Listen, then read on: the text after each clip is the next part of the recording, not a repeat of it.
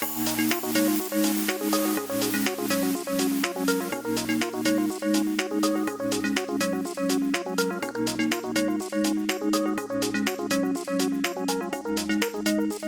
evening, South Florida. Thanks for joining us. I'm Shae Williams, bringing you the headlines you need to know from our partner, South Florida Gay News, brought to you by SunServe, a nonprofit agency providing mental health care and social services to the entire LGBTQ+ community. Visit them at sunserve.org to learn more.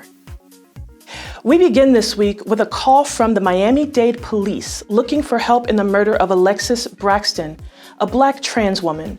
Braxton, who was only 45, was found dead in her apartment earlier this month. Police shared surveillance footage of a person of interest wearing a black zip-up track sweater over a white shirt and black pants. If you have any information, please call 305-471-8477. From around the neighborhood, the City of Oakland Park hosted a community meeting to get more feedback and share plans for OP3D, or the Oakland Park Design Development District.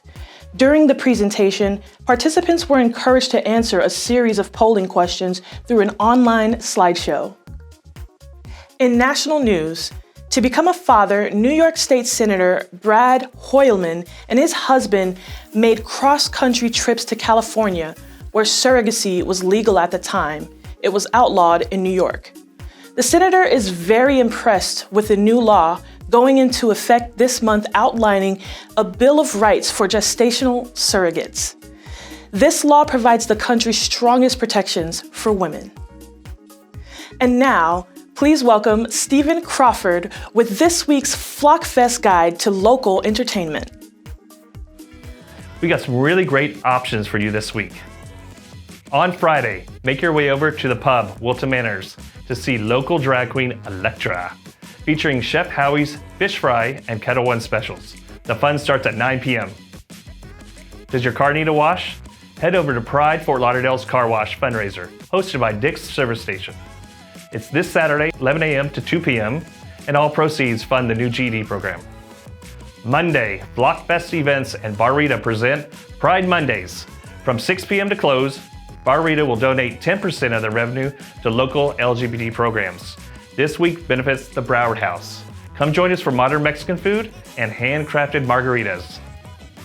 And FlockFest presents Flamingo this Wednesday at Tats and Tacos. Come in for great Mexican food and drink specials. 10% of dine-in revenue is donated to the United Dog Rescue. You can review these choices on our social media platforms for location and details. Thank you so much, Stephen, and welcome to Wilton Live. Now, from around the globe, a gender question will be added to the UK Census in March.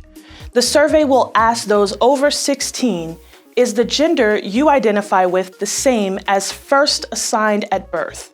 Bangor's non-binary mayor-elect Owen Hercombe said the measure was a positive change, but the UK government could do more. He added folks under the age of 16 should be able to answer. This week in sports news, President Biden's nominee for Attorney General Merrick Garland was asked about the inclusion of trans girls in women's sports. I may not be the one who has to make policy decisions like that, not that I'm averse to it, he said. I think every human being should be treated with dignity and respect. And from the world of entertainment, Brandon Kyle Goodman, a non-binary writer, actor, and advocate, has made a name for themselves writing for Netflix animated series Big Mouth, a show about preteens surviving puberty. Goodman recently told The Advocate, I hope Hollywood recognizes that queer people of color and women are beyond capable of telling our own stories that people want to hear. That's all for this week's headlines. Please visit SFGN.com to view these complete stories and more. Be sure to join us each Thursday for more from South Florida Gay News. Thanks again to FlockFest Events for bringing us this week's guide. We look forward to seeing you again next week for all new headlines. Until then, I'm your anchor, Shae Williams, wishing you the best.